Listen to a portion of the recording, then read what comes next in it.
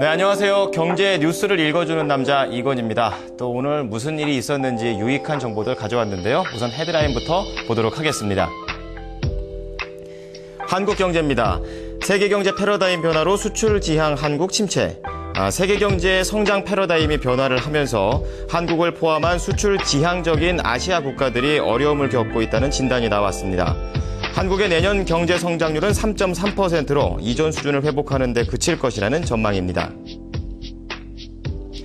매일경제입니다. 카드사 수수료 인상 요구, 손해보험사, 통신사 반발.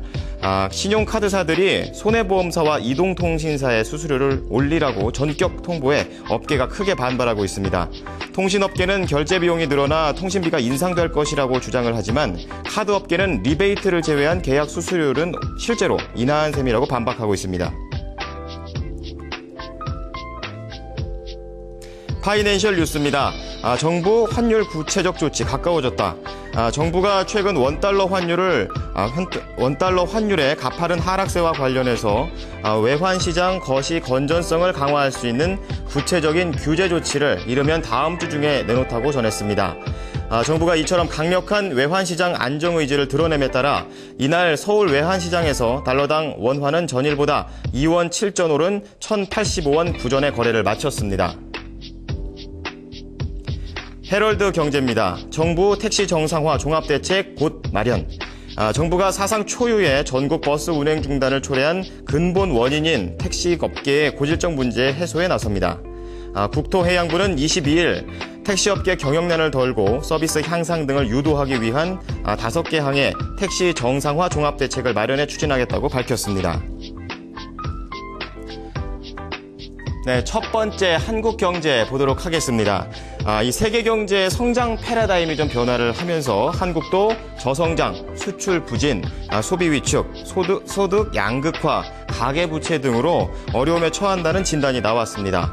한국투자증권 전민규 연구원은 글로벌 성장 패러다임 변화와 한국 경제라는 주제 발표를 통해서 2000년대 세계 경제는 미국 소비와 아시아 수출의 축으로 좀 성장이 됐으며 중국이 그 매개 역할을 한 무역 구조였다고 소개를 했습니다.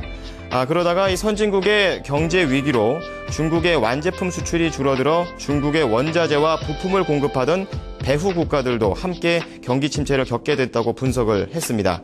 이 전 연구원은 내년 한국 경제는 3.3%의 수준을 보여줄 것이며 이전 수준을 회복하는 데 그칠 것이라고 전했습니다. 두 번째는 매일경제 보도록 하겠습니다. 신용카드사들이 손해보험사와 이동통신사에게 이 수수료를 올리라고 전격 통보를 해서 업계에서는 반발이 일어나고 있습니다. 이들은 결제 비용이 늘어나서 자칫 고객들이 내는 보험료라든지 통신비가 인상될 것이라는 주장을 하고 있는데요. 하지만 카드사들은 대형 가맹점에 대한 리베이트인 슬라이딩이 법적으로 좀 금지가 되면서 실질적인 인상 효과가 있었기 때문에 오히려 수수료율을 낮춘 것이라고 반박하고 있습니다. 카드사들은 SK텔레콤 등 통신사 3사에도 통신요금 수수료율을 최대 36% 올려달라고 요구를 했습니다.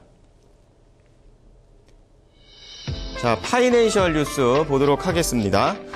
정부가 최근 원달러 환율의 가파른 하락세와 관련해서 외환시장의 거시 건전성을 강화할 수 있는 구체적인 규제 조치를 이르면 다음 주 중에 내놓습니다.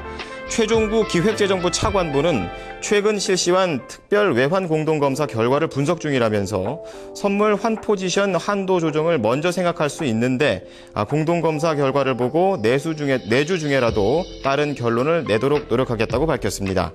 이 정부가 이처럼 강력한 외환시장 안정 의지를 드러냄에 따라 이날 서울 외환시장에서 달러당 원화는 전일보다 2원 7전 오른 1,085원 9전의 거래를 마쳤습니다.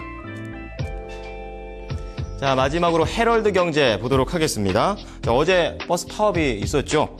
국토해양부는 22일 택시업계 경영난을 덜고 서비스 향상 등을 유도하기 위한 5개 항의 택시 정상화 종합대책을 마련해 추진하겠다고 밝혔습니다.